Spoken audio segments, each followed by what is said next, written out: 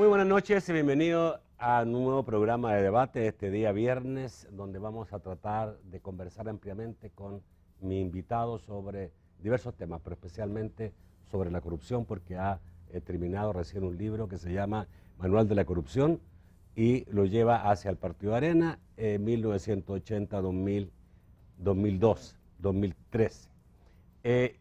Pero vamos a aprovechar este tema de hablar en amplio en relación, digamos, ¿cierto?, al gran problema de la corrupción en los estados, principalmente en los estados como los nuestros, que son proclives a que exista, digamos, a que el poder lleve a la corrupción. También hablaremos un poco sobre la economía y cómo está viendo los primeros pasos que está dando el gobierno, que todavía no asume, ¿no?, pero que está ya mostrando algunos signos, el gobierno que asume el 1 de junio del presidente electo Salvador Sánchez Serén. Mi invitado esta noche es Salvador Arias, exdiputado y asesor económico de la fracción de la FMLN en la Asamblea Legislativa. Buenas noches, Salvador. Buenas noches, Nacho. Bienvenido. Gracias por invitarme y darme de nuevo la oportunidad de poder presentar el libro y poder discutir Pues con mucho sobre gusto. los problemas del país. Bueno, vamos a partir, digamos, con el libro, hablando sobre este libro. Este libro es un libro que, ¿cuánto tiempo te demoró en escribir? ¿Y por qué lo escribiste? Mira, realmente lo escribí el año pasado. ¿Ya? ¿Verdad? Me llevó como 11 Yo no lo he leído todavía, meses. por eso te tengo que ver. Sí, 11 meses. No está todavía publicado. Está empezando a circular. Ah, ya. ¿Verdad? Realmente está comenzando a circular. Ahorita solo está en la librería de la Universidad de La Busca y voy a empezar a distribuirlo. Ya. ¿Verdad? Así es que por eso te pedí, porque, bueno, los últimos 3 libros que he sacado, tú me has dado el espacio, los últimos Con gusto, 4 siempre. realmente, Así es. para hacerlo acá, y dije yo, le voy a pedir al compañero Nacho que me haga el favor de lanzar el libro. Y en este sentido, mira, es un libro que un poco es, si tú ves en los últimos trabajos que yo he hecho, últimos 4, he tratado de sistematizar y poder, digamos, crear testimonios de lo que ha sido el modelo neoliberal en el país, en sus diferentes aspectos. Así sacamos, ¿te acuerdas?, el derrumbe del neoliberalismo, sí. Después el atlas de la pobreza y la opulencia, después la trampa de la deuda, y ahora está este. ¿Por qué? Porque normalmente no se le pone mucha atención al tema de la corrupción. Y yo, cuando estuve diputado, me recuerdo que trabajamos varias veces de tratar de destapar problemas de corrupción, y ya ahora fuera de la dinámica política, dije, ¿cómo podemos sistematizar un problema que yo intuía que era muy fuerte y que era un factor que limita las posibilidades de desarrollo de este país y que es parte del modelo mismo económico que se montó en el marco del neoliberalismo? Y la preocupación era cómo lograr sistematizar algo que tuviera, pues, solvencia, en el sentido de tener un respaldo, que no fueran inventos o especulaciones mías. Y entonces el camino que encontré para poder sistematizar tanto tiempo es una sistematización desde 1989 hasta el año 2013, los 4 periodos de los gobiernos de Arena, porque yo tenía... ¿Por qué solo los 4 gobiernos de Arena? ¿Por qué? Porque ahí es donde han habido denuncias muy fuertes, no solo denuncias de corrupción de administración, leyes que se hicieron para poder cometer, yo digo, actos ilícitos legales, que en otro país hubiera sido corrupción, como es la privatización de la banca. Si un presidente privatiza una banca y después de que sale el presidente se queda con un banco, en otros países eso no es aceptable. Claro. Hay normas internacionales. Y también porque todo un esquema de política fiscal que ha permitido también un aspecto de corrupción fiscal. Entonces viene yo de, aquí está, ¿y cómo hago para recogerlo? Entonces sistematizamos más de 16,000 periódicos. ¿Por qué? Porque la única fuente que teníamos para no especular era hechos que fueran publicados, porque eran denuncias de personas, de instituciones, de todo. Entonces decidimos sistematizar el Diario de Hoy y la prensa gráfica desde 1989, el primer día que entra el licenciado Cristiani. ¿Por qué? Porque ahí empieza este modelo. Así es, pues va a ser la realidad. ¿Qué había antes? ¿Un capitalismo? Primero estamos en una economía de guerra, ¿va? Y antes de eso estaban los esquemas, un desarrollismo en el marco de los militares, ya, que también hubo corrupción. O sea, y si uno analiza... Eso te quería preguntar, ¿alguna diferencia entre la corrupción que pudo haber ido antes y la que sí, hubo después? Sí, sí. La diferencia que uno ve cuando a los resultados que llegamos es que, con mucho respeto, yo digo, los militares llegaban como a nivel de ratero, a nivel de lo que son los niveles de acumulación de hechos de corrupción que se ven. Y tú ves el que acaba de ser en él, pues, estás hablando de un caso que el fiscal les pone un embargo preventivo de 2.100 millones de dólares, eso es inimaginable, ¿va? Claro. O que un expresidente le pones ahí que de 10, 15, 20 y no sé cuántos millones de dólares, pero por un hecho directo de donación. Entonces yo digo, lo voy a sistematizar. Entonces agarramos todos los periódicos, sistematizamos todas las denuncias, encontramos más de 264 denuncias de corrupción, ¿verdad?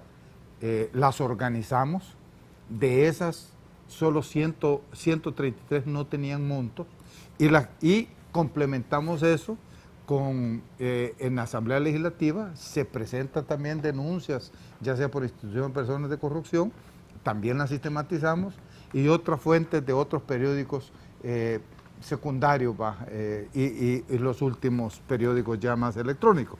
Entonces empezamos a sistematizar y relacionando la corrupción con el problema del desarrollo, con el problema de la educación, de la salud, porque no puede solo verlo en abstracto, ¿va? No es, entonces, pero llegas a cosas realmente de que tú puedes decir, sí, realmente la corrupción es un problema que debe de ser atacada frontalmente, porque está institucionalizada, porque tú tienes, como te digo, hechos de corrupción dados porque las carreteras, pues, son famosos los hechos de corrupción en las carreteras, en los hospitales, por ejecución de proyectos, pero también hay hechos de corrupción que están enmarcados en estructuras legales.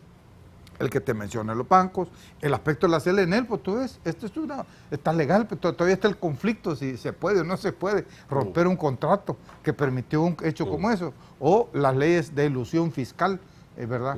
O el tema de la defraudación fiscal, evasión fiscal que nunca se ha atacado.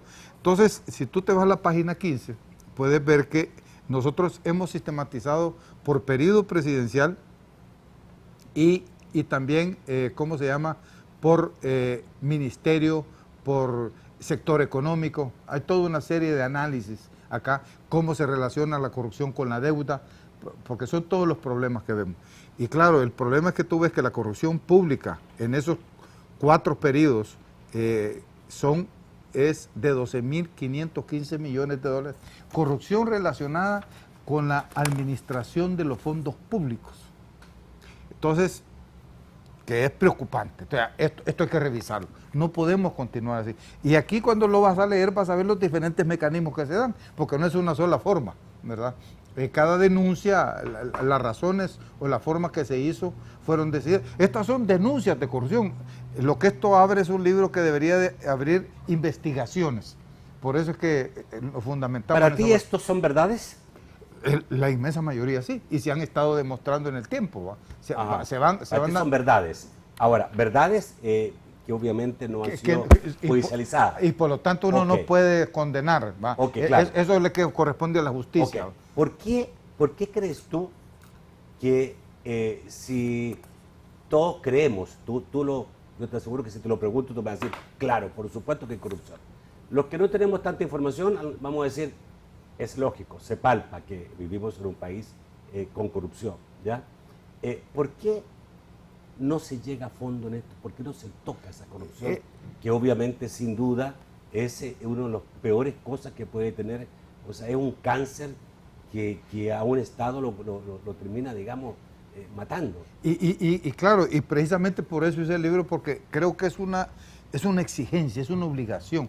Yo creo que el próximo gobierno del FMLN, de mi partido, debe de entrarle a este tema de forma institucional, con mucha fuerza, porque no podés seguir permitiendo la erosión de la economía pública, que significa seguir permitiendo la erosión del pueblo, el no tener inversión, significa tener un freno adicional a otros que tenemos para las posibilidades de poder desarrollar este país. Entonces, debe de hacerse, por eso es la denuncia. Hay que hacer algo, no solo es la denuncia por la denuncia, es que aquí hay que hacer algo. Por ejemplo, te digo, una cosa que uno llega cuando uno ve de todos los hechos denunciados de corrupción, solo 5 han sido judicializados y solo 2 han sido penados.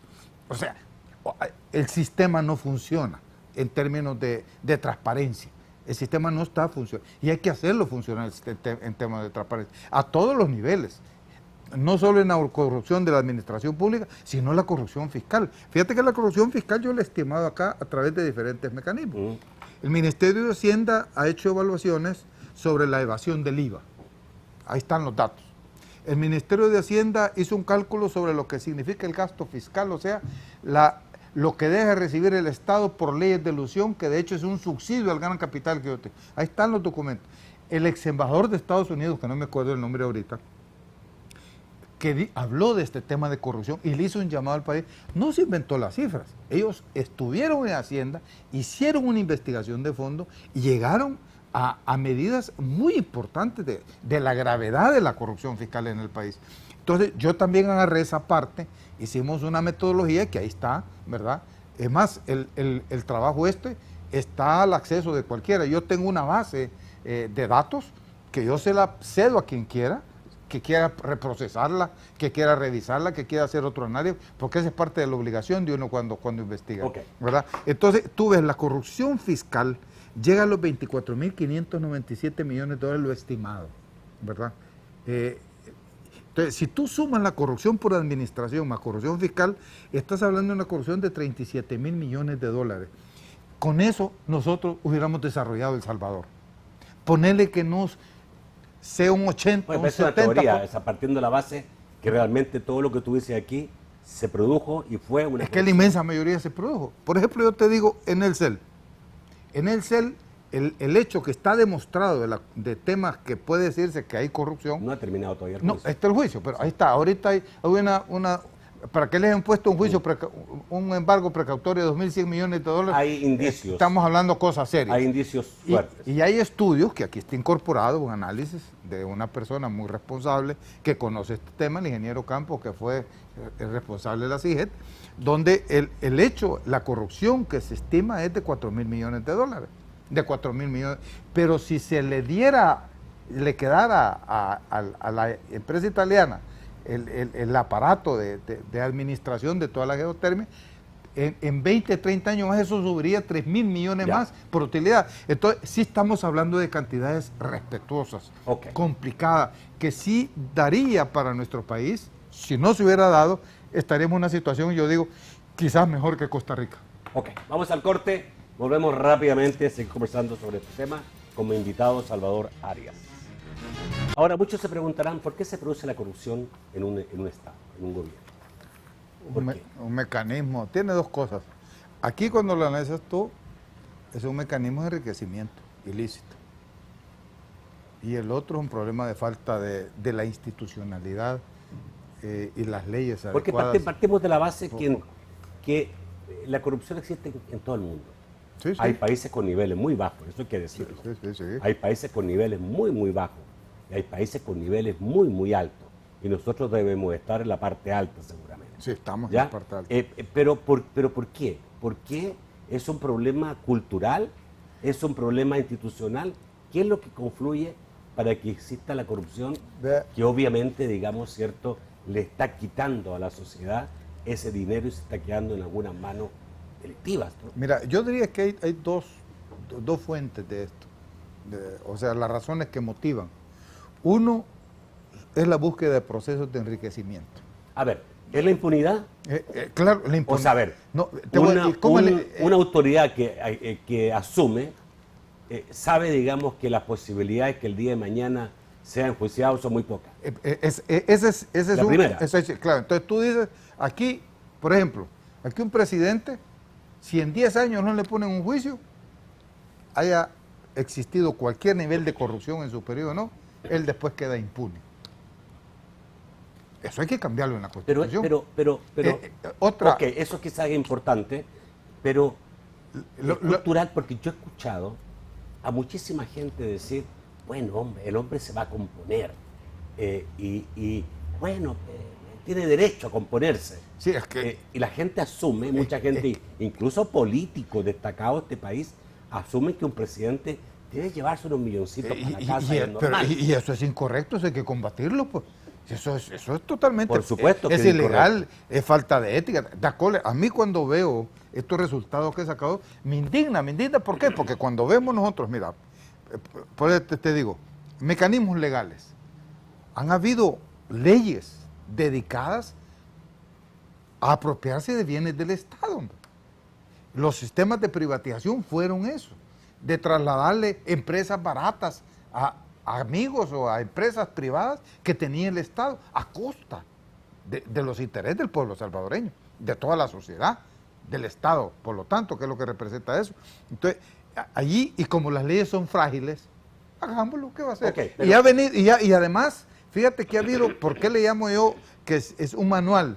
Porque fíjate que se institucionaliza, y lo que uno ve en ciertos casos, que de periodo en periodo se van terminando de afinar las cosas, y quizás el caso más limpio de esto es el de la banca.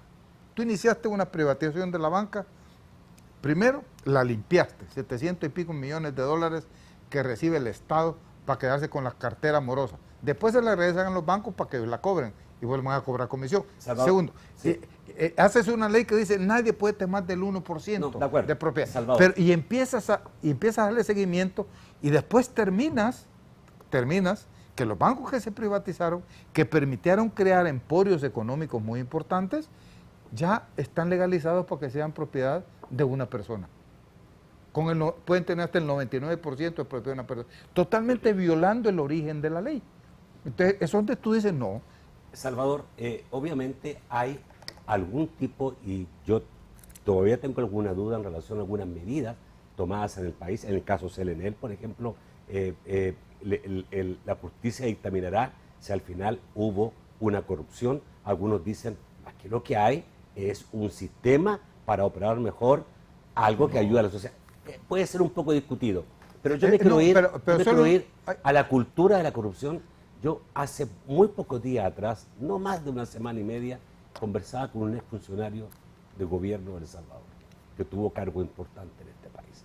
Y él me decía, y me aceptaba, me decía, en El Salvador es muy fácil corromperse.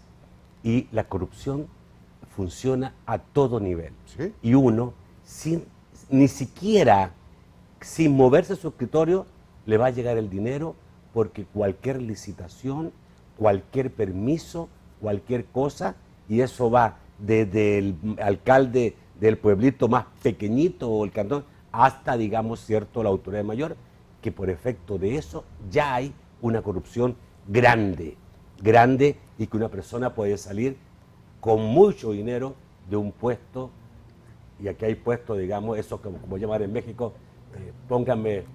Esto te iba a decir, donde hay. No me den, pónganme donde hay. Ok, ese es una cultura. Y es una cultura que establecida. Y yo creo que es una cosa que viene de años. Pero el rompimiento, yo por eso hice la investigación, el rompimiento, porque mira, el modelo neoliberal tiene principios de ese tipo. El modelo neoliberal tiene como un principio básico capitalizar al sector privado a través de los mecanismos de privatización. Y todas las privatizaciones, como regla, venden los activos a precios más bajos de lo que deberían de haberse vendido. Y eso es corrupción institucionalizada. Pero esa es seguramente la gran corrupción, pero además es la corrupción con tintes políticos, porque muchos te pueden alegar ahí que hubo acciones de índole política para mejorar sistemas, pero la corrupción cultural. Es que esa es parte de la corrupción cultural. Al pueblo le cuesta cuando una licitación va con comisión a la autoridad, porque eso lo pagamos nosotros. Y lo peor es que la empresa privada acepta el sistema y es parte de... Mira, yo creo que si en dos ministerios en este gobierno se han puesto eso en claro. Uno es en obras públicas. Gerson sistematizó un hecho y la señora ministra de Salud, igual. Aquí están incluidos. La información, ahí está, oficial la información. ¿Y qué pasa? No pasa nada. O sea, el sistema está hecho para que funcione la corrupción. Por eso te digo, Porque los políticos no quieren que cambie el sistema. legalmente hay que cambiarlo. Esa es una lucha. Te pregunto sobre el rol de tu partido, que tiene más de 20 años de estar en la escena política del país, ¿y tú crees que ha hecho todo lo suficiente para terminar con esto? Te digo, se ha empujado tantos casos, se han documentado tantos casos y el sistema no ha resuelto. Yo te digo, el más simbólico que podemos ver ahora, que ya no solo es de mi partido, sino que son de todos los partidos, con excepción de Arena, es el caso de Flores. Yo creo que ahí lo tienen todos en la pantalla. Es realmente increíble. Y sin embargo no pasa nada todavía. Pero si vos ves, si alguien en la calle, como aquel que salió en la televisión, que a un tipo le quitaron el reloj y se dio cuenta que y se fue a quitar, o por una gallina te meten preso en este país. Claro. Pero esos hechos de corrupción, este país necesita entrarle al tema de la cultura de la corrupción, penando la corrupción de manera clara. Pero el sistema judicial tiene que cambiar, no puede seguir igual. Es imposible. Mira, la corrupción fiscal, los condenas en Hacienda, sí, allá se van hasta la sala hasta hacerle lo constitucional en último caso, y pasan los años y nada. Entonces hay que corregirlo. Pero ¿por qué no cambia eso? ¿Por qué nuestros diputados hay que cambiar, no cambian eso? Hay que cambiar la Constitución. Ahí hay hasta frenos constitucionales. Por ejemplo, una cosa que haría, que yo modificaría la Constitución y quitaría el tema de la retroactividad, de la no retroactividad a esa ley, para que la retroactividad funcionara en los casos de corrupción, de forma tal que la gente ya tenga miedo y aplicarla, y que empiezan a ir a la cárcel, y no solo que vayan a la cárcel, porque también el sistema a veces permite que vas a la cárcel, le estás 4 o 5 años preso, y después salís a gastarte el dinero que te llevaste. Y no puede ser. Este país es que a mí me indigna, porque somos tan pequeños, y pobres, tenemos tanta pobreza, y pensar que lo que es sistematizado, son 37 mil millones de dólares, esa es una cosa para este país inmensa. Ponerle que sea la mitad, es que realmente es odioso lo que ha pasado y lo que está pasando, y hay que corregirlo. ¿Tú crees que el gobierno actual de Mauricio Funes ha hecho todo lo que podía hacer en relación a esto? Porque es verdad, digamos, que en este gobierno han salido algunos casos y se han presentado casos a la justicia para hacer y pareciera que hay un saldo positivo en ese aspecto. Pero ¿tú crees que es todo lo que se... No, yo creo que hay que hacer más. Sinceramente, yo creo que hay que reconocer lo que se ha hecho, y así lo importante, de casos. Pero por eso me tomé la tarea de este trabajo.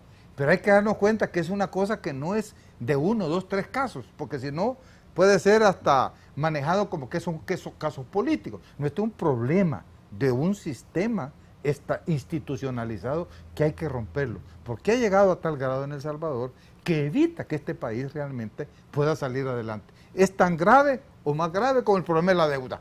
Si tú no resuelves el problema de la corrupción, aunque te vengan recursos, se van por ahí. Fíjate que yo hice otro trabajo antes que este.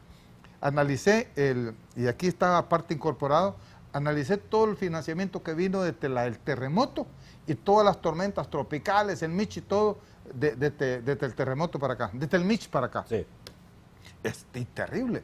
Los recursos que vinieron no están, no se ve donde se ejecutaron. Realmente es grave, y tú ves que hay corrupción en casos donde se está muriendo la gente. Esto realmente es un problema que es también cultural, que es institucionalizado, que tenemos que atacar.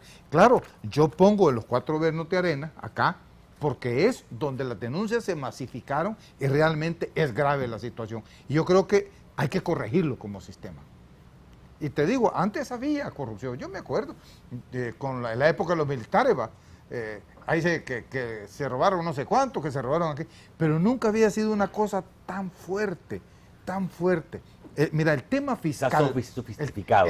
Mira, el tema fiscal es terrible, realmente. Pero ahí tú tenés 2 cosas, leyes que se aprobaron para que no pague impuestos la gran empresa, y otras evasión. Aquí se dice, no, si es que las empresas tienen 3 balances, dice. El que presentan Hacienda, el que presentan un banco se va a pedir un crédito, donde sí demuestran que sí tienen utilidad, y otros que lo usan para sus registros contables, o sea, para sus accionistas. No puede ser, no puede ser. Y eso se sabe, pues. Y ahí en el tema fiscal, este gobierno no hizo casi nada. en temas de atacar la corrupción fiscal y de elusión no se ha hecho nada. Ahora empieza a mencionarse algunas cosas de elusión, pero yo creo que tenemos como país, esto es un problema. Esto es un problema ¿por el ministro o por el presidente? Mira, eso había que preguntárselo a ellos, pero eso deberían de haberlo hecho. Es más, era un compromiso que se había asumido y no se hizo. Claro, salieron unos casos importantes, pero no en términos de una política anticorrupción. Se ha aprobado la ley de la transparencia, que se publica la información. Es un buen paso, pero eso no es suficiente. Hay que darle el permiso de autoría. Además, tenés que sacar leyes que te protejan el que denuncie una corrupción. Porque aquí tú denuncias algo y a ti te meten preso. Si no, o sea, es complicado si no tienes... Y como no tenés acceso a la información, las cosas siguen funcionando. Te digo, yo por eso agarré el diario de hoy y la prensa gráfica, porque es bueno, si me quieren meter preso, vayan a reclamarle el diario de hoy y la prensa gráfica. Eso te iba a preguntar, si te protegiste de... Eso es así. Pues, si quieren cualquier cosa, yo tengo la foto de mi fuente donde yo saqué la información y ahí pueden ir ustedes. Todo lo que está aquí son informaciones que en su momento dieron los principales periódicos. Así es. Ok. Y que hay en la Asamblea Legislativa. Ajá. Que por denuncias oficiales que están registradas ahí y que han estado entraron a la Asamblea Legislativa oficialmente. Vamos al corte, volvemos rápidamente. Bueno, me imagino, digamos, que estás esperanzado y pendiente de qué va a pasar con la nueva administración del presidente Sánchez Serén en relación a este tema. Hay cosas, digamos, y tú lo has dicho varias veces, que han cambiado, pero no lo suficiente y tienen que ir a pasos más gigantes a cambiar, digamos, este tipo de prácticas. ¿Tú crees que Salvador es una persona que va a asumir esta lucha, que es una lucha difícil y complicada? Yo creo que sí, yo no tengo ninguna duda. Lo conozco a Salvador, es un hombre que viene de compromiso de muchos años, nunca se salió de su compromiso, siempre ha estado en esa ruta. Tiene experiencia de manejo de problemas, de manejo de equipo, sabe lo que significa manejar situaciones difíciles. Entonces yo creo que Salvador sí va a hacer... A ver... Va a tener que romper la inercia que ha existido hasta ahora. A ver, voy a aprovechar tu conocimiento, que muchos no tenemos, para conocer más a Salvador. Yo solo lo he podido valorar por dos cosas, en lo que tengo memoria histórica. Una es cuando asumió la jefatura del FPL, tras la muerte de Cayetano y de Mélida, que me pareció que cuando muchos pensaban que las FPL podían hasta casi desaparecer, él las mantuvo unida, fuerte y adelante. Y después creo que fue cuando hubo una división fuerte en el partido de FMLN, creo que fue eso después de la candidatura de Facundo, o un poco antes, cuando él, en momento de crisis, asume la Secretaría General del FMLN y nuevamente, digamos, es lo único que yo puedo decir, porque obviamente él no ha tenido cargo, digamos, así como para poder evaluarlo, aunque fue ministro de Educación, pero ahí no puede evaluar realmente cuando una persona es capaz de enfrentar crisis y situaciones difíciles. Ha sido 2 veces secretario general del FMLN, todos esos años que estuvo con la FPL, miembro de la Dirección Revolucionaria Unificada, o sea, en el marco de los acuerdos de paz. Es un hombre con una experiencia política y de manejo de conflictos muy fuerte.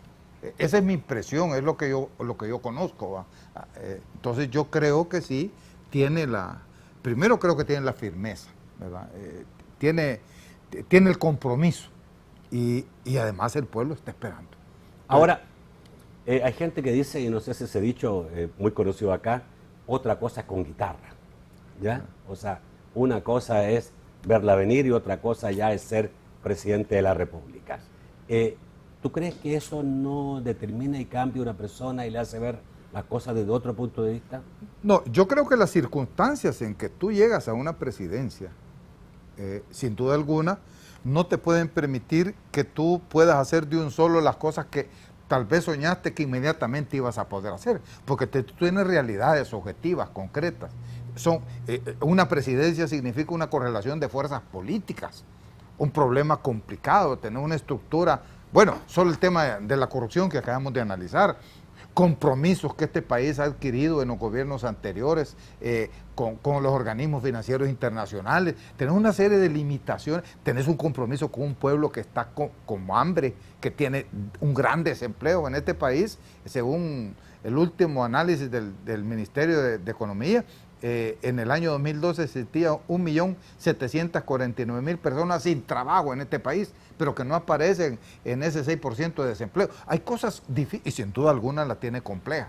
Claro, la ventaja que tiene ahora es que no es Salvador solo, sino que es el partido. Y hay gente, en el país hay mucha gente que está... ¿Va a ser esto un gobierno del partido? Yo pensaría que sí, un hombre acostumbrado toda su vida a trabajar sobre la base de un comité político y siempre, digamos, en esas reuniones permanentes de análisis y de estrategia, ¿va a ser un hombre que va a trabajar junto con el partido? Va a trabajar junto, pero no puede ser el gobierno del partido ni el partido del gobierno, porque primero el proceso político del país continúa. Esto no es el proceso, aquí no se acaba el proceso de transformación que necesita el país al llegar a la presidencia. Es una etapa, una escalera interesante, importante, estratégica, pero tú tienes que seguir consolidando para cambiar este país en forma de los intereses de este país y atacar todos los problemas estructurales complicados. Entonces, claro, requiere una gran capacidad de táctica, sin perder tu visión estratégica, en un tema de alianzas complicado. Tú ves en el mismo proceso electoral el tipo de alianzas que se dan. Entonces, hay mecanismos donde tú no, o sea, porque ser presidente no sos absoluto, porque tenés una estructura legal de compromisos políticos, institucional, que te limitan, como digo, que tal vez tus ilusiones que tenías de un solo, no las puedes cumplir de un momento, pero sí tienes que ser sistemático, consistente, de empezar a poner las piedras que enrumben al país hacia un momento de paz, hacia un momento de desarrollo, un momento donde existe esperanza de la población de que es posible vivir mejor en una situación diferente en el país. Y ese es el compromiso muy fuerte que tiene Salvador. Quizás tu principal lucha ha sido en contra del neoliberalismo, ¿ya? ¿O es tu discurso más fundamental y más fuerte? Yo no sé, digamos, y has criticado a este gobierno que ha dejado las estructuras intactas, has dicho tú, del neoliberalismo. ¿Tú crees que Salvador Sánchez Serén va a poder modificar esas estructuras del neoliberalismo o va a terminar exactamente igual como Mauricio Funes, haciendo cambios que pueden ser importantes, la gente los calificará el día de mañana, pero la estructura económica del país no va a cambiar? Mira, yo te digo, ya no puedo hablar por Leonel ya en eso, por Salvador. No, te estoy preguntando qué tú crees. Yo creo que va a tener que hacerse cosas de empezar a desmontar el neoliberalismo. Como por ejemplo. Por una razón. Sí. Porque las demandas y las expectativas del pueblo son fuertes, por un lado. Por otro, porque el mismo crecimiento del país, hablemos del 99% de las empresas, que no son las grandes empresas de este país, están esperando volverse motor de este país. Hay un universo de empresas tan grandes, micro, pequeñas, medianas, algunas grandes que no son de la... que tienen que tener un oxígeno. Pero para poder atender esas dos esferas, el poder empezar a atender el problema social, empezar a atender el problema de la inversión, que significa activar este tejido empresarial y generar empleo, para eso no puedes continuar con el esquema de administración política que tenemos actualmente, porque tiene muchas limitaciones. El tema del servicio de la deuda, el tema de la corrupción, el tema de la política fiscal, de los ingresos del Estado, aparte del gasto, que como yo digo, el gasto más fuerte que limita las posibilidades del Estado son el pago del servicio de la deuda y lo que es la elusión fiscal, que solo ahí tenés casi 3.000 millones de dólares.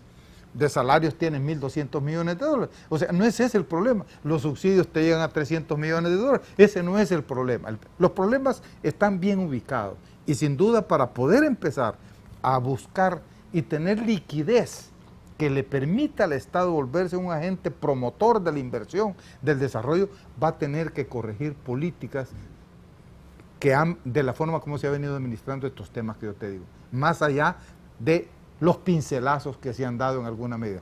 Ya renegociaron a tirar la deuda a 25, 30 años, han renegociado muchas cosas, pero eso no resuelve, eso requiere medidas más. Pero, a ver, eso me suena muy parecido al discurso que yo le escuché a Gerson Martínez cuando era diputado y era presidente de la Comisión de Hacienda de la Asamblea Legislativa. Gerson decía, hace 6 años atrás aproximadamente, decía, si es que no es muy fácil, decía todo esto, si no hay que poner ningún impuesto ni hacer nada más, hay que cobrar en la evasión de este país, que es de 1.600 millones. Con eso estamos claros. Pues no pasó nada de eso. Vino un gobierno, digamos, donde él es parte y no se ha logrado. Pero eso ya lo vimos, que no pasó. Pero te digo, tú no puedes... Pero yo le he preguntado al ministro de Hacienda por qué, y dice que no es tan fácil y que se ha hecho mucho.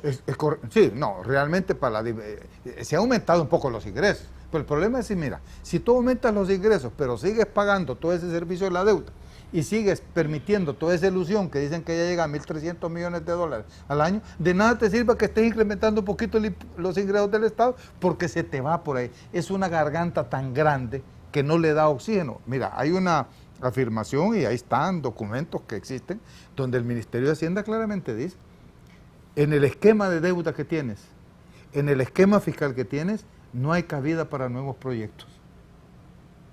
Entonces, tienes que modificar aspectos de la política, empezar a desmontar el neoliberalismo. No es una cosa que lo vas a hacer de un día para otro. ¿Pero qué es desmontar el neoliberalismo? Corregir, darle otra administración a la deuda. Corregir el problema de política fiscal de verdad de este país. ¿Cómo harías en el caso de las pensiones, por ejemplo? Ya, yo tengo un planteamiento, lo acabamos de elaborar.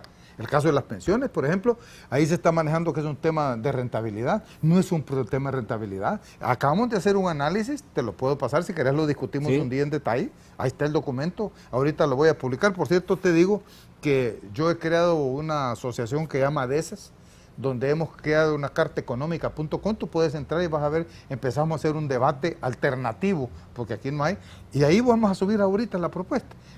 Tiene salida el problema de las pensiones, pero tiene salida donde tú tienes que desprivatizar.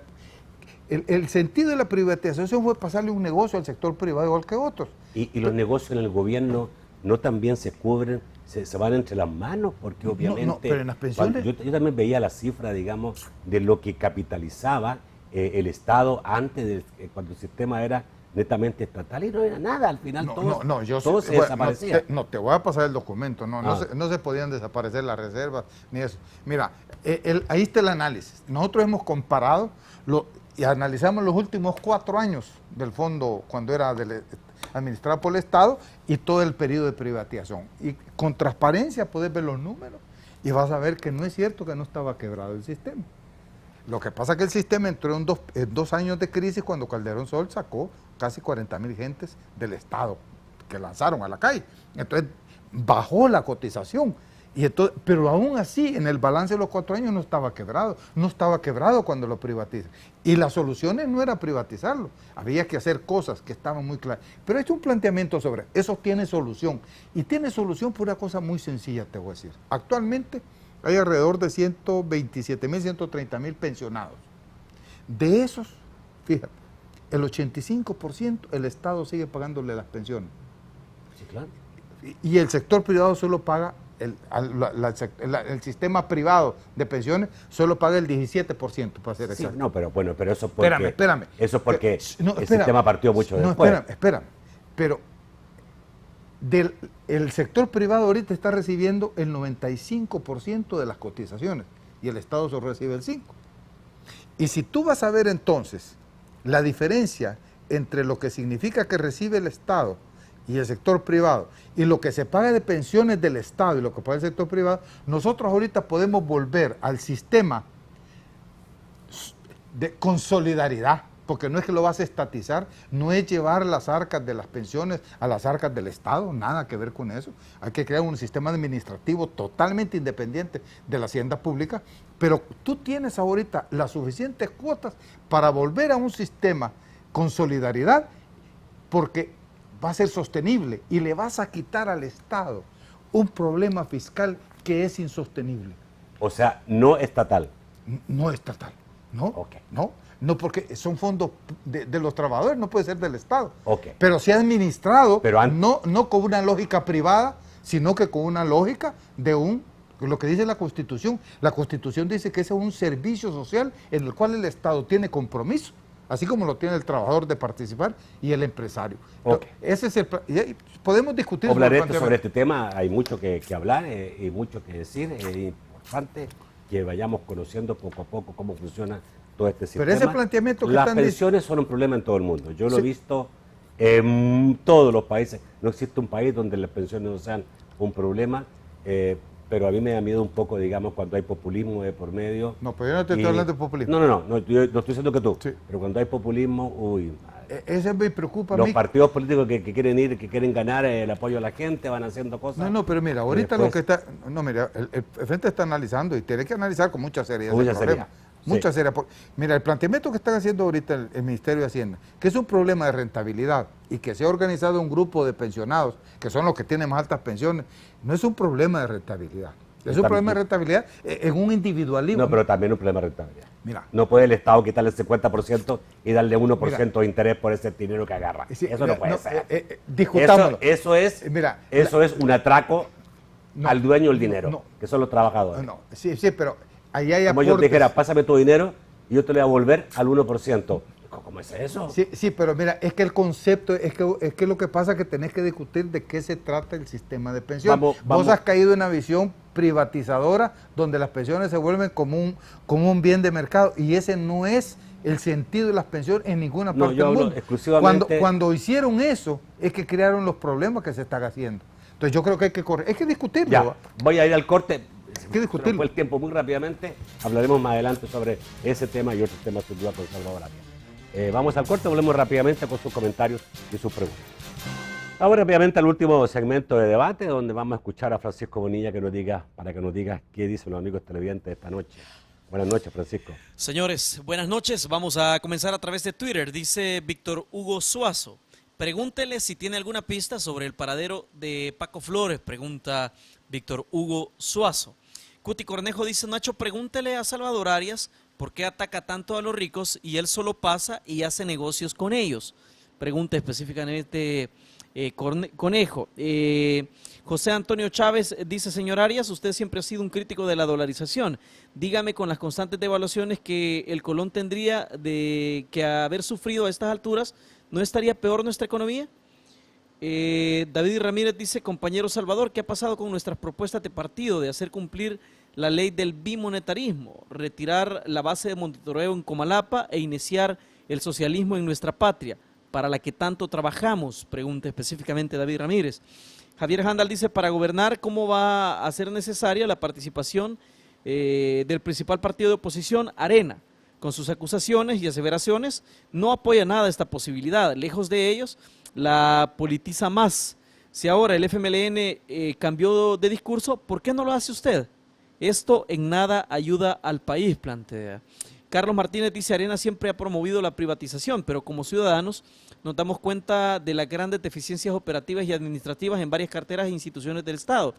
Si la privatización no es la vía idónea, ¿de qué manera podemos garantizar que el Estado provea servicios de primera y que sean rentables? Pregunta específicamente Carlos Martínez. Vamos al estudio para las respuestas.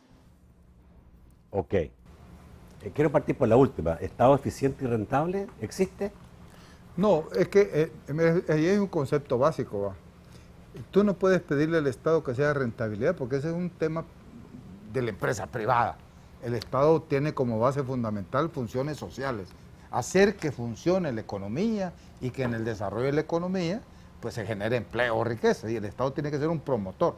Hay áreas estratégicas donde a veces hasta por problemas de economía de escala el Estado tiene que jugar un papel importante o porque son monopolios naturales y lo que hacen son grandes concentraciones si el Estado no lo maneja o porque son estratégicos. Por ejemplo, el Estado no puede mandar nada a la salud, aunque exista salud privada, porque la inmensa mayoría no tiene acceso a la salud por la pobreza. Entonces el Estado no puede tener una visión de rentabilidad, es negar la naturaleza del Estado.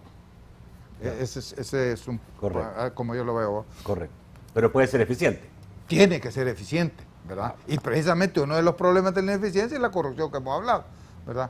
Y yo no creo que el estar hablando de que saque el libro porque hay corrupción en Arena, eso va a ser un problema. Ya las negociaciones políticas que estén en Arena con el FMLN son otra cosa, pero yo no puedo ocultar la verdad. Esta es una verdad que está ahí pública. Si lo demuestran, si después alguien me viene a decir, mire, se equivocó, yo voy a reconocer que me equivoqué. Yo por eso digo la fuente, cómo lo hice, y pongo a disposición la información. Porque uno tiene que tener esa transparencia. Ahora, cuando tú escuchas a los dirigentes del FMLN señalar que para gobernar se requiere hacerlo con el Partido Arena.